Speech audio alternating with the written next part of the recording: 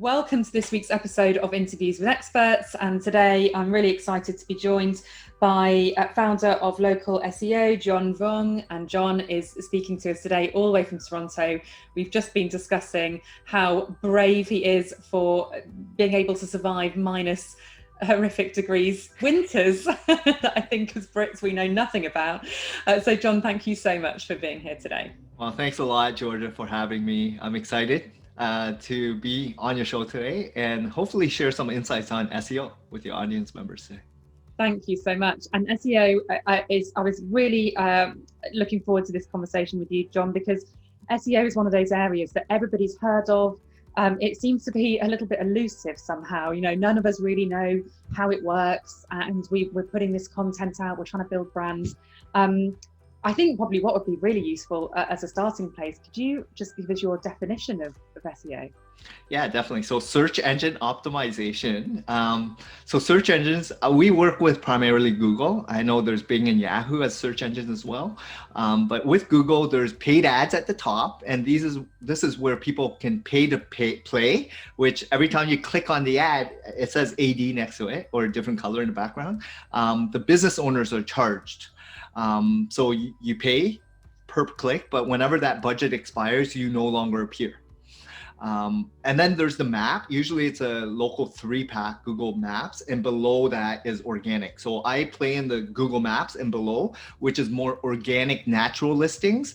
And understanding what Google's trying to uncover with business owners, the main focus is really focus on your customers, and Google will then determine which websites to rank for on that first page. So really understanding the whole concept of, yes, you need technical, you need reviews and reputation and content, and they all play in a really good synergy to really rank your website on the first page.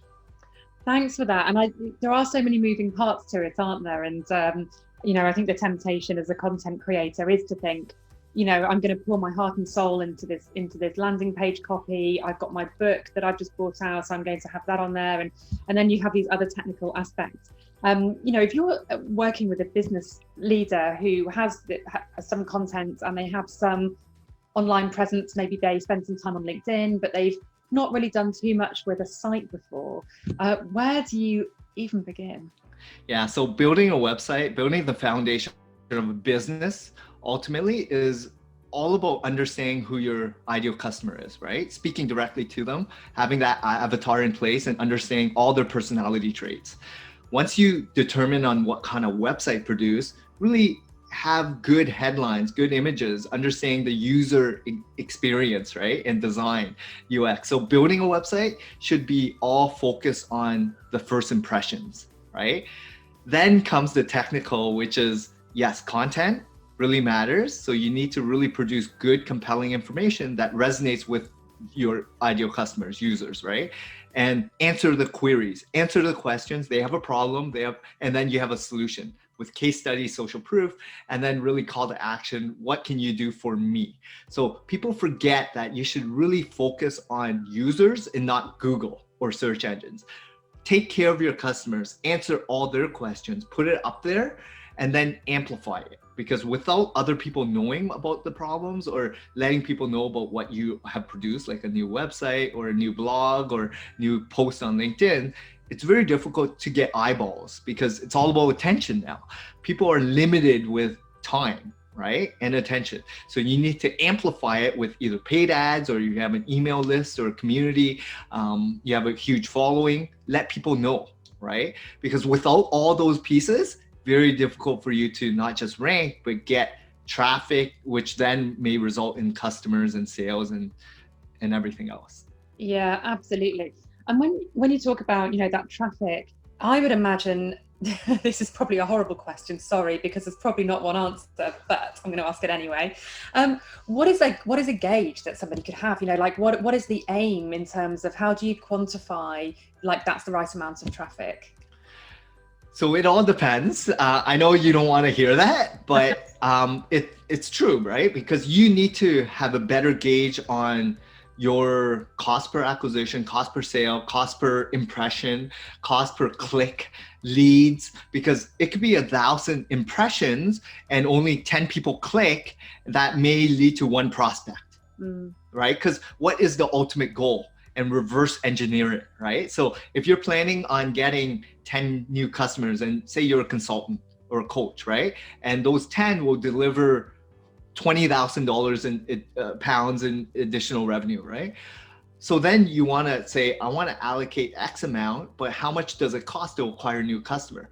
It's very difficult to reverse engineer if you're new to business and you don't have any active clients and you don't know what it costs, right? So yes, there's competitive analysis. You can figure out through some analytic tools and softwares on how many impressions that would translate to clicks, that will translate to potential leads, that will translate to real customers. But you don't even know if those customers are your real customers you want to work with, like your ideal avatar.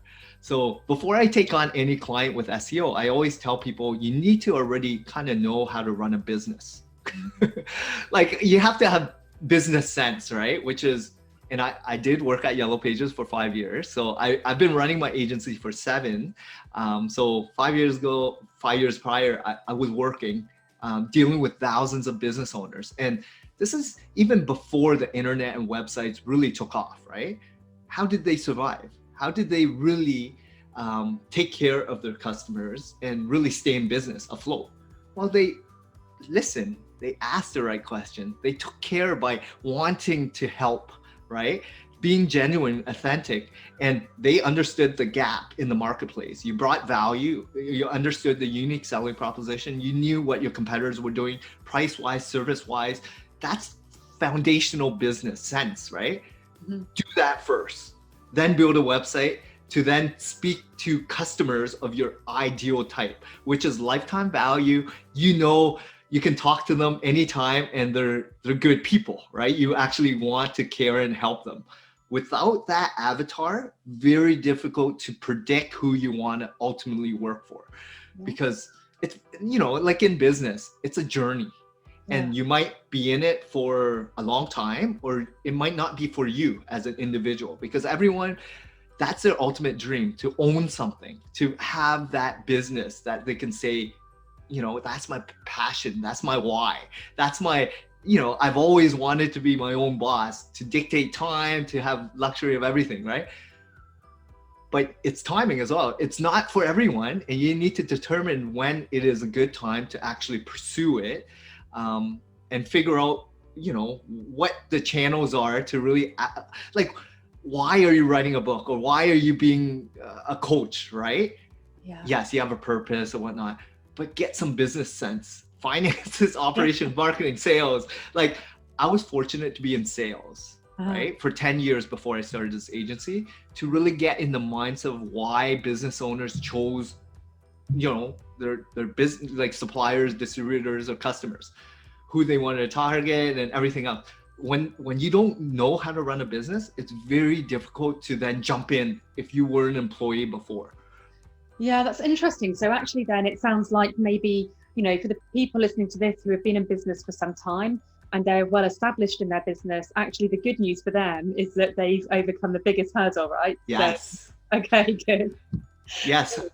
Understanding how to run a business is definitely by far the most important thing. And those are the people I want to help and work with, because they're knowledgeable, they're insightful, and they can actually understand what their customers want, because I can't get in the mindset of what they sell. They know it better than anyone.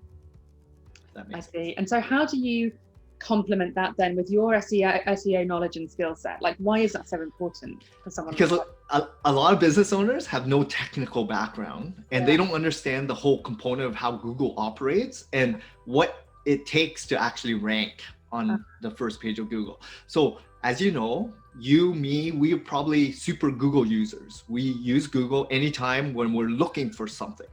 There's a search engine, we ask questions, long tail questions. We go to Amazon if we're buying a product, right? But search engine is all informational driven, and there's different buying journeys that people go through, from informational stage, navigational, transactional. So it depends on where the consumer user is at in their journey. And you need to answer questions based on where they're at that has compelling substance and depth, so for them to actually want to be engaged on your website. Without that insight, very difficult to not just rank, but then get people to stay on your website to then hopefully follow through to make that phone call or form lead. Yeah, absolutely. And actually, when I'm working with, very similar type of person, and they could then have, this amazing website, and they could be really established in business, but could be unsure of how to, keep that effort going. And so, am I right in thinking then that an important thing that Google looks for is this kind of regular, unique, really high quality content on the site? Yeah, quality content, depth, well-researched, speaking directly to your audience member is important. But more important is thought leadership, expertise, authority, the trustworthiness, right? Like, let people in about your journey, about who you are, what you do, how long you've been in business, what credentials you have, and then let people know about, proof, right? Why should we use you? What have you done? Have you solved a problem that is similar to mine that I currently am undertaking? And if so, let people in on what happened, right? Like the problem, situation, the outcome, and just let people in, like case study wise, right? Yeah, definitely. So all these are like in the mindset of someone that's looking for your product or service, right? And they're more savvy than ever today. They are spending more time in front of a computer doing research, either on a website, on forums, on Facebook, on Instagram, on LinkedIn. They're gonna vet you. They're gonna check you out. They're gonna check out third-party review sites. They're gonna make sure that it's a right decision before they take and click that buy button or fill out the form. Yeah, it's so true. And so how do you, like with the case studies and all of that, someone could, am I right in thinking there are two ways of going about getting that content onto the site? You could be constantly updating the copy, right? Or you could have a blog and have, regular articles of different types, like long form, short form, case studies, story-based, more research-based. Is that the sort of thing that good for people to have? Yeah, so writing content is a first stepping stone, as well as building a good website. The second component and third component, I would say, is not just the technical piece, which is keyword research, that you need to go after some search volume that is transactional, or people that are actually looking. Because if you don't have tools and software to determine what your customers are searching for, your ideal customers, you're writing content for nobody. Yeah. No one's searching for. So at least go after some substance. And the biggest place you can do that is probably just competitors, right? If they're ranking for a term that you're looking for to rank for, kind of not copy, but like mimic, just change up some of the different terms and keywords and strategies on how to write good content. Then it's all about amplifying it so that other people are engaged, sharing it, commenting it.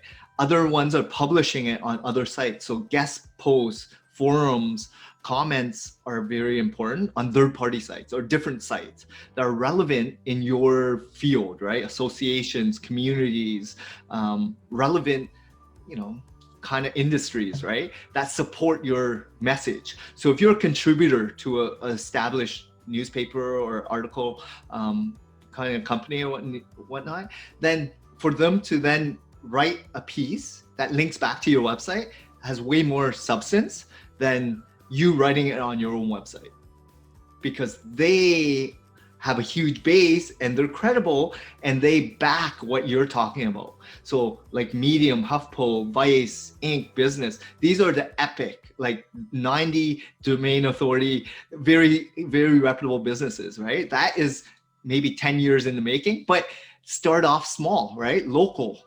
Maybe there is communities local that you can then produce good content that compels to their audience members. Yeah, interesting. So putting your content on other people's sites and hosting other people's content on your own as well, or not so much? So it depends on, you can cross promote, but I stay away from pushing out links from my website because I want to own everything, right? Yes. It's like you want to own your assets, just like Facebook and LinkedIn. You want to go and claim those listings. Google My Business, claim your listings, and then produce content on there, but also on other party sites, because that's how you can amplify. And that's what Google looks at, right? Not just on your website, but what other people are saying about you, what they are producing to back you up. So anchor text, hyperlinks are one thing to really focus on. Do follow, no follow links, the authority of the other sites, going back to your website. All these are metrics in terms of backlinks. That you can really drill down a little bit deeper in terms of SEO. But my focus would be for you to really hone down on your messaging, really understand who your unique selling proposition, what differentiates yourself, and put it on put it in your website so that other people will recognize you for that. Yeah, definitely. Gosh, it's interesting, isn't it? And Google now indexes audio as well, right? So how podcasts, what does that do to somebody's searchability? So podcasting, YouTube videos, social media posting, blog writing, content, it's all about, maybe people may search you out on a Spotify or a Apple Play or Google Play or whatnot, for a term or a brand name, title, or a keyword that you may be talking about. Yeah. And so it's a search engine altogether. Just like on Google, there's terms, written format, there's images on Google that people are now optimizing for that may be Insta worthy or Pinterest keyword worthy, right? Like for Etsy and whatnot. You need to understand the platform. You have to understand the purpose of why you're producing a podcast, why you're producing a community, why you're producing social posts. The whole ultimate reason is hopefully the messaging should be consistent to generate more traffic to that piece of article. Then that article will then have a purpose, like a call to action, an ultimate guide, or a download, or a call to action to consult for your product or service, or an offer, right? Like there's purposes behind everything that you do online. So you have to understand, like social ads, Google ads, any paid media, like YouTube video, there's a lot of eyes that you can spend a lot of money to retarget and push stuff, compelling messaging. They click on your link or whatnot, then it comes to a landing page with information, hopefully with some social proof, then to drive, hopefully you're getting an email address somehow, right? Like you want to own the data so that you can market to them directly. So there's purposes in terms of marketing and funnels, right? Yeah, definitely. And it's the same with the book, right? I imagine, like people, I hear what you're saying. It's all about putting the building blocks together for thought leadership and giving you the authority needed for Google to rank you or the site in that way. If someone comes to you and they have those bits and pieces, they've got the kind of all those raw materials that you look for.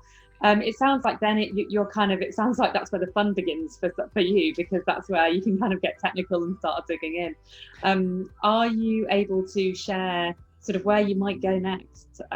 Or like, in fact, before you even get to that, are there other things that people really should be doing? It's not just about having the content and the foundations of a platform. Is there more? Yeah, if you're writing a book and you're an expert in your domain, I would say focus heavily on the marketing piece, understanding how to get it to market to your ideal customers, and maybe learn as much as you can about giving it out for free, understanding what you get out of that, getting reviews, what you get out of that, amplifying the message, understanding the whole retargeting of ads, and understanding the whole behavior that people go through. But you have to ultimately understand what the purpose is, right? Like a book should be about coaching or consulting services, right? Or something, right? Join a mastermind, join a community, great. then what do you want to sell in there? Because ultimately, if you're just writing a book because it's a passion project, sure. But if you're not looking to monetize, then don't worry about marketing, right? Understand what the purpose is, but I would say heavily understand every single channel of marketing, not just SEO, email marketing, community building, podcasting, social media marketing. There's so many different marketing tactics.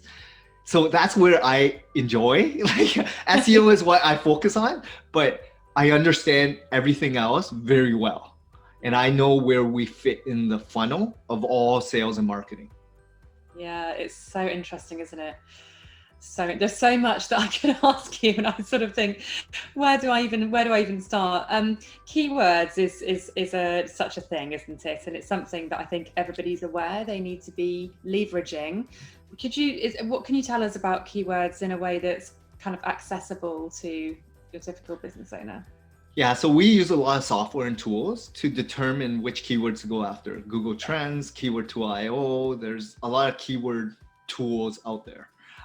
Gives you a better indication of how much search volume is there, because you don't want to go after like zero traffic keywords, right?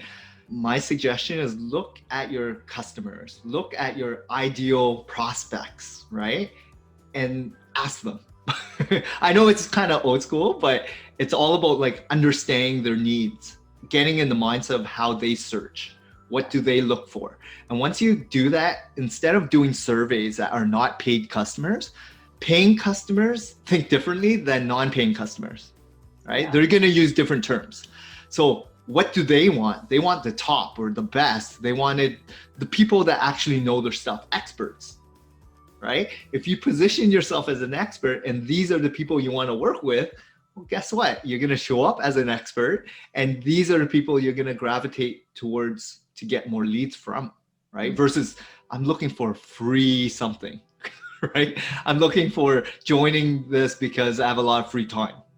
Well, you're going to gravitate and get more of those people that may not really be your type of client. Yeah, interesting. And, keywords as well, there are different requirements for keywords in different places, aren't there? So, if I was to set up some Amazon ads for an author, I think there can be like 284 keywords, I think, or something, isn't there, in an Amazon ads? And then obviously Facebook works a little differently, although along similar principles. And then of course you've got keywords through all of your content and keywords and all of your site, and then social media to consider. And so I can see the need to obviously focus on searching the right keywords. Something that there are maybe a top handful that people can work into their day-to-day, their style of conversation, perhaps for their audio material, or because some of them vary quite a lot, don't they? And it might sound a little bit unnatural kind of saying them or writing in that way if you're deliberately reverse engineering for search purposes. How do people do that in a way that still sounds free-flowing? And so with ad copy, with Amazon, there's everyone trying to dominate for that customer that's going to transact, right? And it has to be a little clickbaity. It has to compel enough for people to take action. Same as Google search. And you're on the first page, you have to get in the behavior of understanding customers, yourself included, right? Why did you click on that, link, right? Mm-hmm. Because of that compelling headline, because of compelling reviews, maybe compelling, call to action, right? It resonated with me. It matched my intent at that exact time for me to take action, right? However, you want to make sure that it actually, reflects what your purpose is, right? So don't do it to just sell or deceive, because people will know if you're, clickbaiting them, which is they click, it's not relevant to what my content is, and they're going to click that back button right away. They'll never return, right? So it has to actually flow with every piece: conversion copy, title tag, description, URL. Everything has to match, if that makes sense. Yes, it does. It does. Okay, interesting. In the interest of time, I will have to start wrapping this up, I think. However, before we finish up, obviously you're going to let people know where they can follow up with you, because I think this is an interesting topic that people are going to want to know a lot more about. Before we do that, just on a kind of parting point, what is the one thing that you would say to a business owner listening to this from here? You know, if they're wondering, God, right, okay, there's quite a bit in there. What is this kind of one takeaway that you hope they would be able to implement? So because your audience members are authors and they are also looking at maybe coaching or consulting as a business, own your asset. Okay. What I mean by that is build a website and own every piece of asset that you can get with that brand title name of that URL or your company, right? So that means go and claim as many pages as you can that are free. Once you own that piece of asset, I would say focus on building a community. I know it's, SEO is great for service type industries like consulting, right? Coaches. People are always seeking that out. However, Facebook ads, you have to interrupt people on ads to get their attention, right? With search, people are actively looking for a product or service. And there's a difference between the user behavior of people who are actively looking versus being on social and gets interrupted, because there's a higher conversion rate on search than someone that's looking at an ad. Yeah, right? That's a really good point. I hadn't thought of that. So again, you have to understand the customers who you want to go after. And yes, there might be a lot more competitors on search, but if you're there for the long term, right? You know you're going to be in business for the next 5, 10, 20 years. Search is the way to go. If you don't know if this is the right business for you right now, play with ads, because search will not, elevate you right away, right? It takes time, and you have to understand the timeline of your journey, right? And do you have time or not? So it's all about like being real and perspective, like understanding where you're at in this business, your life, your journey. But yeah, like we help explain, understand businesses, and be like, honestly, we help people that don't know anything about SEO, about funnels, emails, marketing. I just want to help people. So.